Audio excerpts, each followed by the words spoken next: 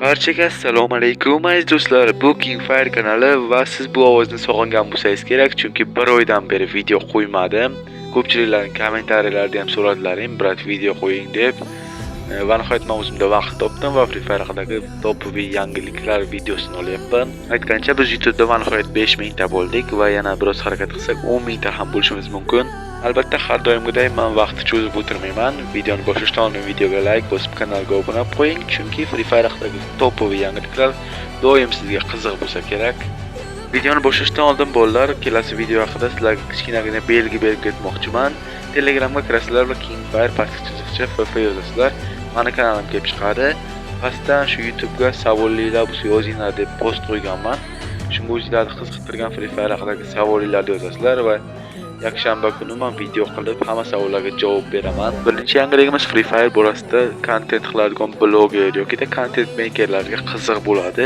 Nimaga desangiz, Garena yana texpadirishlarni o'shdi. Bu degani siz endi Free Fire dunyosida aktiv kanal ko'tarib, galachka olishingiz mumkin.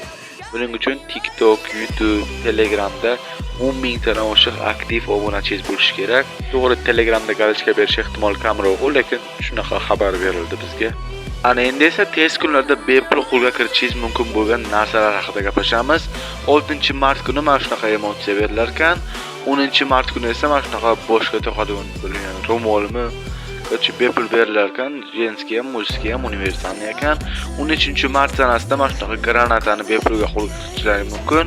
Va nihoyat 17-martda esa mana shunaqa stenka bolalar. Stenka cho'tka ekan, menga yo'qdi. 20-mart sanasida esa o'sha eng asosiy sovg'alardan bittasi magichskiy kubni tekin olishlari mumkin. Shuning bilan Ramazon oyidagi event ham tugaydi. Undan keyin esa Bit Karnaval eventi boshlanadi.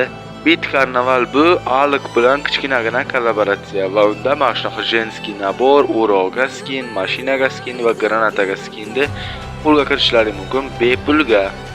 Bu event va bu kichkinagina kollaboratsiya kelganda xursand bo'lsalar arziydi. Bu degani Alik personaji hali beri Free Fire'dan ketmaydi. Ma'lumot uchun aytib o'taman, Alik bu haqiqiy hayotda qo'shiqchi va uning Instagram kanali ham bor. Xo'p, eventda obzor qilib chiqargan bo'lsak, ushbu eventda mana shunaqa muzikalarni almashtirsak bo'ladi. O'zining shaxsiy chati bor ekan. Va qolganlarini o'zlaring ko'rib chiqasizlar, men gapirmay turaman.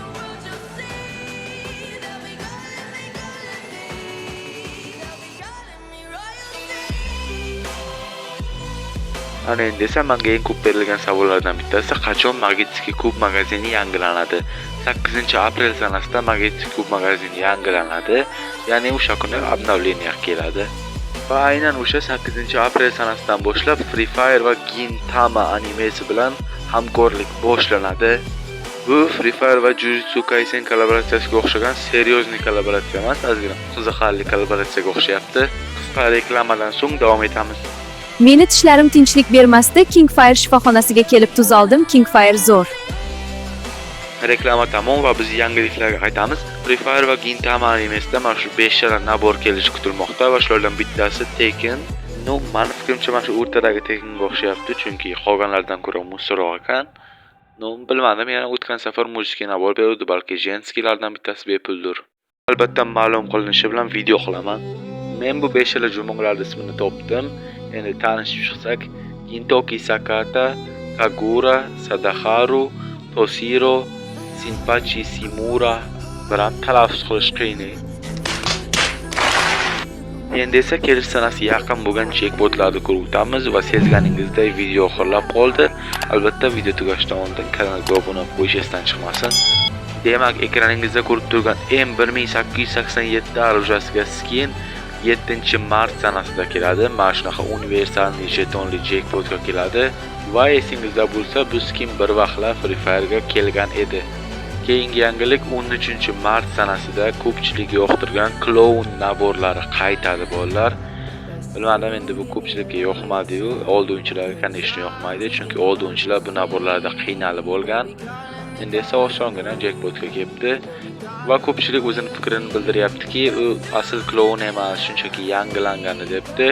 Yo'q bola, bu klon ham old, prosta ko'pchilikda yo'q, chunki u paytda bu klon bepulga emas, almazga kelgan.